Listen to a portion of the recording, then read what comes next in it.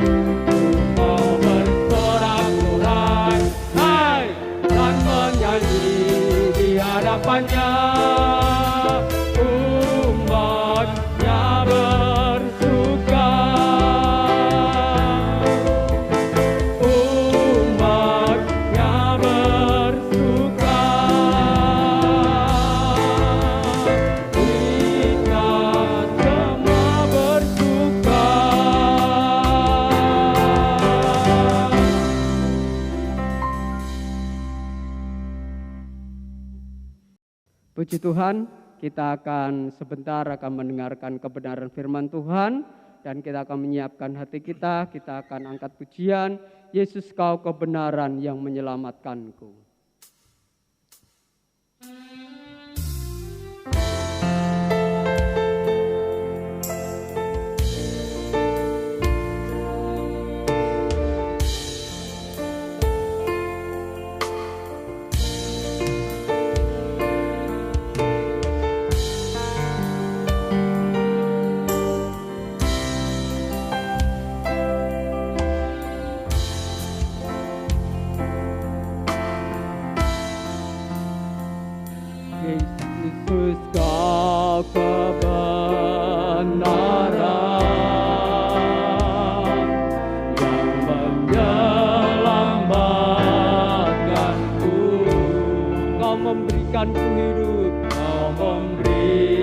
ku hidup dan pengharapan,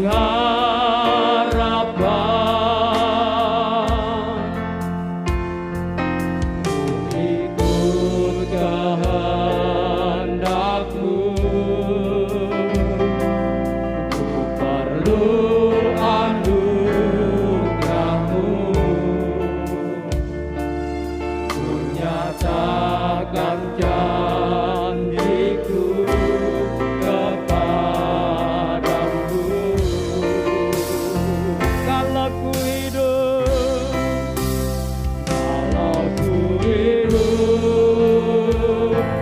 hidup bagimu, hatiku tetap menyembah-Mu. Dunia tak bisa menjauhkanku dari kasih-Mu.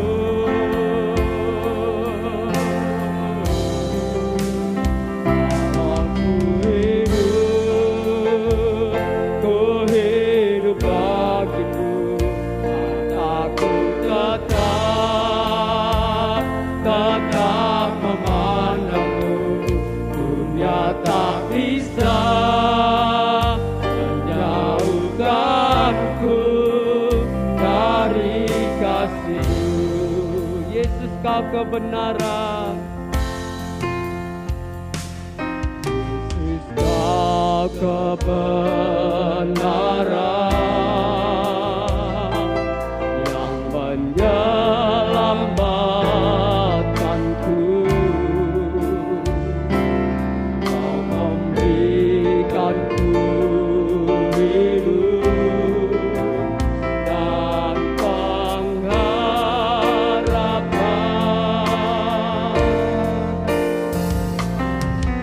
Ikut kehendak-Mu, perlu anugerah-Mu, nyatakan janjiku kepadamu. Kalau ku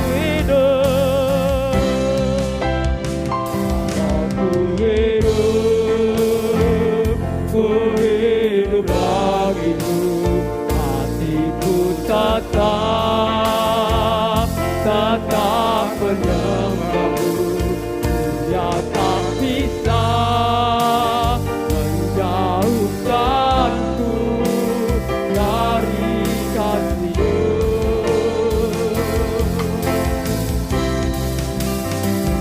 Aku hidup bagimu,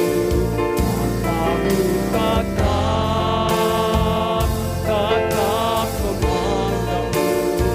Dunia tak bisa menjauhkanku dari kasih-Mu. Kalau ku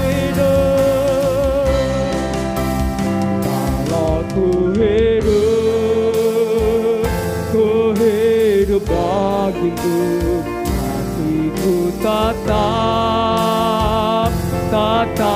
menyembah-Mu. Dunia tak bisa menjauhkanku dari kasih-Mu. Selama ku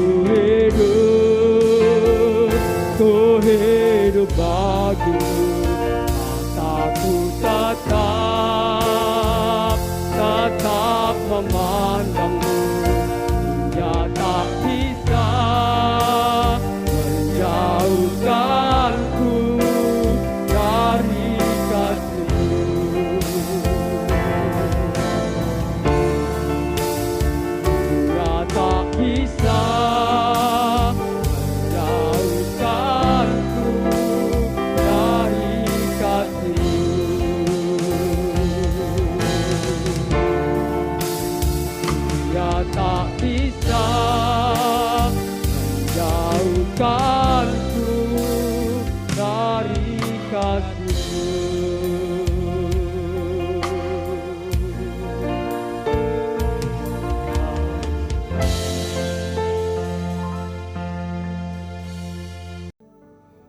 Ya, kita boleh bertemu kembali dalam kasih Kristus. Sebentar kita akan belajar firman Tuhan.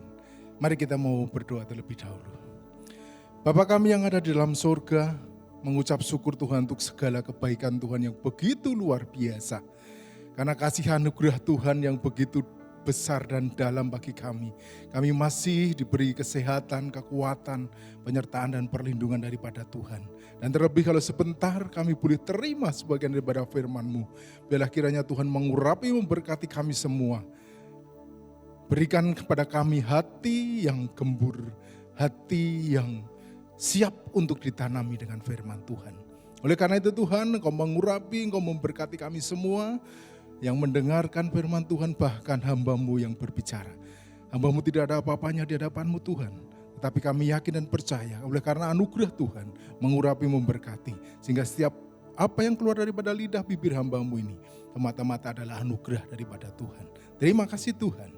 Di dalam nama Tuhan Yesus kami siap terima firman-Mu. Amin. Ya, puji nama Tuhan.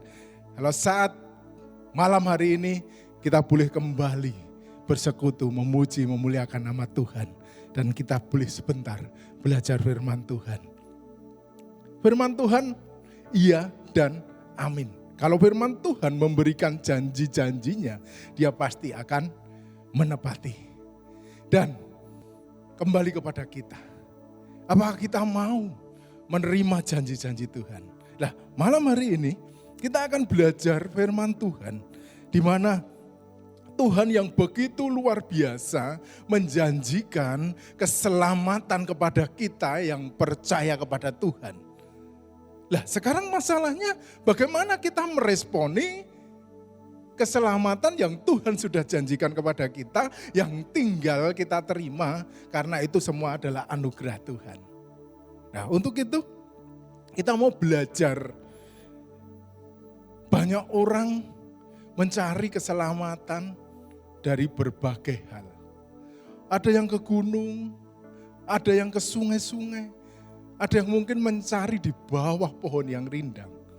Tetapi malam hari ini, kita sebagai orang yang percaya kepada Tuhan, kita yakin keselamatan itu ada di dalam Yesus Kristus. Oleh sebab itu, kita mau belajar bagaimana kita bisa menerima keselamatan itu. Bagaimana kita akan meraihnya. Jelas tidak dengan segampang tinggal mablek kita terima. Tetapi banyak hal yang harus kita lakukan supaya keselamatan itu akan nyata dalam hidup kita saatnya nanti tiba. Ya, oleh karena itu kita mau belajar bagaimana supaya keselamatan itu boleh kita terima sebagai anugerah yang Tuhan berikan buat kita. Malam hari ini kita mau baca di dalam Lukas pasal yang 10 ayatnya yang ke 30 sampai dengan ayat 37. Saya bacakan. Jawab Yesus, adalah seorang yang turun dari Yerusalem ke Yeriko. Ia jatuh ke tangan penyamun-penyamun yang bukan saja merampoknya habis-habisan, tetapi yang juga memukulnya, dan yang sesudah itu pergi meninggalkan setengah mati. Kemudian ayat 31, dikatakan di situ, kebetulan ada seorang imam turun melalui jalan itu. Ia melihat orang itu, tetapi ia melewatinya dari seberang jalan. Demikian juga seorang Lewi datang ke tempat itu, ketika ia melihat orang itu, ia melewatinya dari seberang jalan. Lalu datang seorang Samaria yang sedang dalam perjalanan ke tempat itu, dan ketika ia melihat orang itu, tergeraklah hatinya oleh belas kasihan. Ia pergi kepadanya lalu membalut luka-lukanya. Sesudah ia menyiraminya dengan minyak dan anggur, kemudian ia menaikkan orang itu ke atas keledai tunggangannya sendiri, lalu membawanya ke tempat penginapan dan merawatnya. Keesokan harinya ia menyerahkan 2 dinar kepada pemilik penginapan itu, katanya, rawatlah dia dan jika kau belanjakan lebih dari ini, aku akan menggantinya waktu aku kembali. Siapakah di antara ketiga orang ini menurut pendapatmu adalah sesama manusia dari orang yang jatuh ke tangan penyamun itu? Jawab orang itu, orang yang telah menunjukkan belas kasihan kepadanya. Kata Yesus kepadanya, pergilah dan perbuatlah demikian. Sebelum ayat ini, ayat yang 25 sampai dengan ayat yang ke-29 dikatakan ada seorang ahli Taurat ingin mencoba Yesus. Dan dia mengatakan apa yang harus dia lakukan untuk memperoleh hidup yang kekal. Itu keselamatan. Dan kemudian Yesus tidak menjawab langsung, tetapi memberikan perumpamaan ini. Nah, perumpamaan ini menemplak ahli Taurat itu. Karena dia tidak bisa melakukannya. Nah, sekarang persoalannya, apakah kita sebagai orang yang percaya kepada Tuhan, kita orang yang percaya kepada firman Tuhan, apakah juga bisa mampu melakukan atau tidak? Kalau tidak, ya kita sama saja dengan ahli Taurat. Nah, malam hari ini kita mau belajar supaya kita juga bisa memperoleh hidup yang kekal dengan bisa melakukan apa yang Tuhan perintahkan. Nah, ada 3 hal kalau kita mau mendapatkan hal hidup kekal, kita harus yang pertama, kita sebagai orang Kristen itu, kalau tadi dikatakan sebelum seorang penyamun datang, beberapa orang penyamun datang, kemudian merampok seseorang, memukulinya, menyiksanya, dan kemudian ditinggal di tengah jalan. Ada seorang yang lewat di situ, yaitu dikatakan seorang imam. Seorang imam ini berbicara notabene adalah apa? Seorang hamba Tuhan, pendeta. Tetapi dia tidak menolong, dia tidak menghampiri, dia tidak membantu, tetapi dia lewat ke seberang jalan. Ditinggalkannya orang ini. Lalu kemudian yang kedua, lewat juga orang Lewi. Tetapi dia juga orang itu tidak menolong, tetapi melewatinya. Padahal orang Lewi ini berbicara tentang orang siapa? Orang yang melayani di gereja. Pelayan-pelayan Tuhan. Tetapi mereka tidak menolong. Tetapi datang seorang Samaria dan dia turun dari keledainya, dia menolong dan seterusnya dan seterusnya. Lah, kita mau belajar dari orang Samaria ini. Dan Tuhan katakan dia adalah sesamamu manusia yang akan memperoleh hidup kekal. Apa yang dilakukan orang Samaria ini? Sehingga Tuhan mengatakan inilah sesamamu manusia dan dia yang akan memperoleh hidup yang kekal. Dikatakan yang pertama, kalau kita mau memperoleh hidup yang kekal, kalau kita mau seperti orang Samaria ini, yang pertama yang dilakukan apa? Ayat yang ke-33 dikatakan, lalu datang seorang Samaria yang sedang dalam perjalanan ke tempat itu. Dan ketika ia melihat orang itu, tergeraklah hatinya oleh belas kasihan. Seorang imam ataupun seorang Lewi harusnya punya belas kasihan. Karena dia notabene adalah murid Tuhan, dia adalah anak Tuhan, dia adalah pelayan di bait suci, harusnya dia punya belas kasihan. Itu adalah tanda seorang yang percaya kepada Tuhan. Orang yang percaya kepada Tuhan berbicara tentang orang itu pasti punya kasih, belas kasihan. Kalau orang itu tidak punya kasih atau belas kasihan, ini tanda tanya. Nah, yang pertama, mempunyai belas kasihan ini berbicara tentang apa? Yang pertama adalah punya belas kasihan, artinya orang Samaria ini tahu identitasnya. Nah, kita ini sebagai orang Kristen, orang yang percaya kepada Tuhan, harus tahu identitas kita adalah punya kasih, punya belas kasihan kepada sesama. Tetapi nyatanya imam ataupun orang Lewi tahu ada orang kesusahan, atau orang kecelakaan, dirampok, tetapi mereka lewati saja. Tidak ditolong. Karena apa? Tidak ada belas kasihan. Tidak berbicara tentang kasih. Nah, ini repot, saudara. Jadi yang pertama, kalau kita mau memperoleh hidup yang kekal, kita harus punya kasih dalam diri kita. Yaitu kita harus tahu identitas kita. Itu yang pertama. Kemudian yang kedua, dikatakan ayat yang 34, ia pergi kepadanya lalu membalut luka-lukanya. Sesudah ia menyiraminya dengan minyak dan anggur, kemudian ia menaikkan orang itu ke atas keledai tunggangannya sendiri, lalu membawanya ke tempat penginapan dan merawatnya. Yang kedua, orang ini sebenarnya mau pergi untuk bekerja. Dia mau berjualan, dia mau bekerja, dia tidak dalam kondisi saat sedang free atau dia saat kondisi sedang relax atau sedang refreshing, tidak. Tetapi saat itu dia sedang bekerja. Tetapi di sini kita boleh melihat satu hal yang luar biasa dari seorang Samaria ini. Walaupun dia sedang bekerja, walaupun dia sedang sibuk, walaupun waktunya terbatas, tetapi dia mau menolong. Bahkan dikatakan di situ, dia membalut luka-lukanya, menyirami dengan minyak dan anggur. Kemudian dia menaikkan ke atas keledai tunggangannya sendiri dan membawanya ke tempat penginapan untuk merawatnya. Ini luar biasa. Yang kedua, artinya apa, saudara? Kalau kita mau memperoleh hidup kekal, kita harus tahu yang namanya prioritas. Seringkali kita memprioritaskan keegoisan kita, keakuan kita. Ya, pokoknya aku.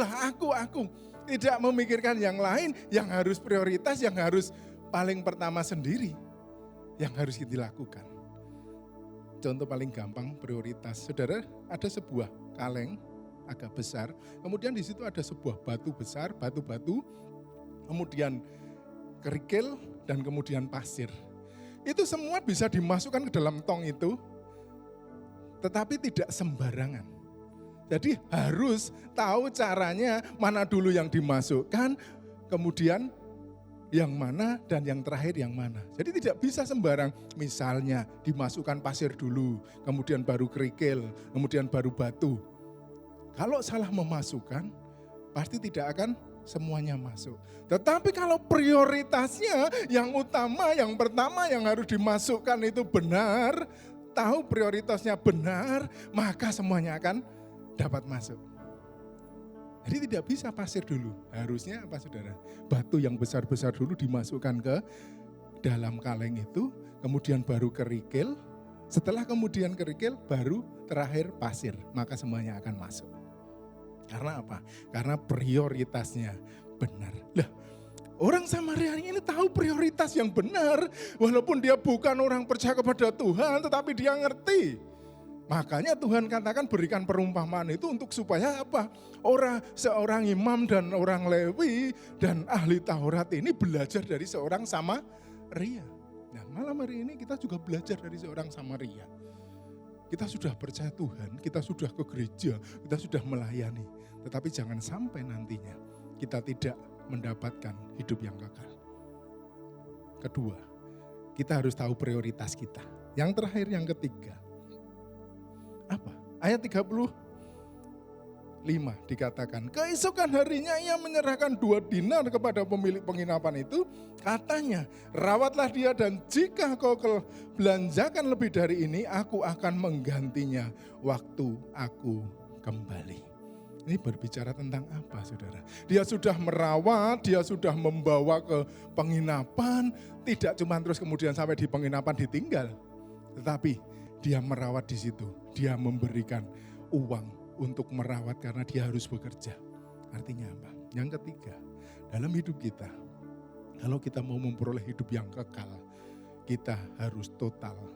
Kita harus ngerti totalitas dalam kita beriman dan percaya kepada Tuhan Yesus. Karena di saat kita total di dalam percaya kita kepada Tuhan, maka Tuhan akan senantiasa membackup kehidupan kita. Jangan pernah takut dengan banyak hal atau persoalan. Waduh, aku nak ngetok kayak gini sakmene, apa yo engko iso. Ada hasilnya, ada kembaliannya. Jangan pernah berpikir seperti itu.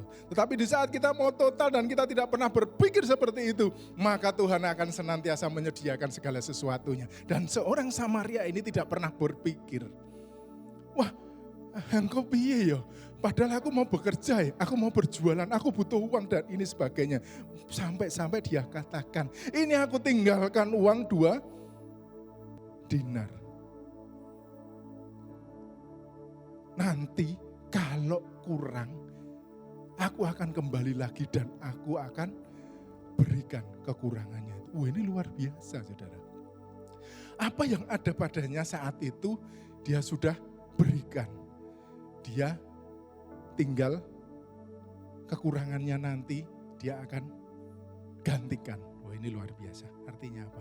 Dia tahu yang namanya totalitas. Membantu tidak cuma 1/4 atau separuh, tetapi 100%. Sampai orang ini sembuh. Wah, luar biasa. Dan kalau itu dilakukan, maka hidup kekal akan menjadi milik kita.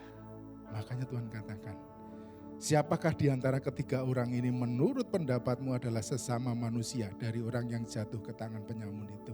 Jawab orang itu, orang yang telah menunjukkan belas kasihan kepadanya. Kata Yesus kepadanya, pergilah dan perbuatlah demikian.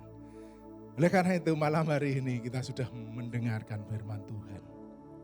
Bukan seorang imam, bukan seorang Lewi, tetapi Tuhan memberikan perumpamaan supaya kita belajar dari seorang Samaria yang notabene tidak mengenal Tuhan Yesus.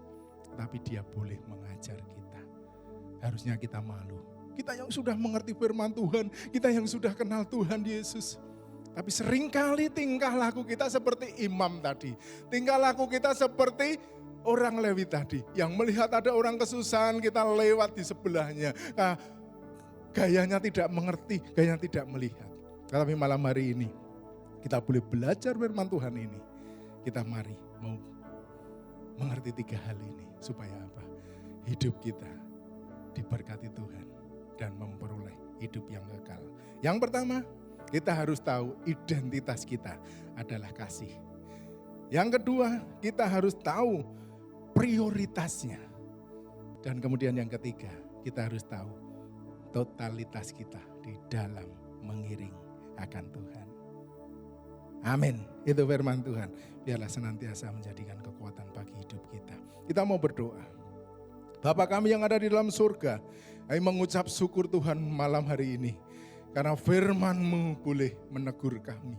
Firman-Mu boleh Tuhan menguatkan kami. Untuk kami semakin dan semakin giat di dalam kami melangkah di dalam kehidupan ini. Tuhan kami minta ampun. Kadangkala kami seperti imam itu. Kadangkala kami seperti orang Lewi itu yang melihat teman kami, saudara kami kesusahan, tetapi seringkali kami menutup telinga kita, menutup mata kami. Tapi malam hari ini Tuhan kami mohon ampun. Biarlah kami jadi seperti seorang Samaria yang mau dan yang tahu identitasnya, yang tahu prioritasnya, dan yang tahu totalitas di dalam melayani Tuhan. Oleh karena itu Tuhan meteraikan firman-Mu di dalam hati kami dan dalam hidup kami. Supaya hidup kami senantiasa dikuatkan dan diberkati dengan firman-Mu ya Tuhan. Terima kasih Tuhan, hamba-Mu berhenti berbicara. Tetapi Tuhan tidak pernah berhenti berbicara dalam hati kami.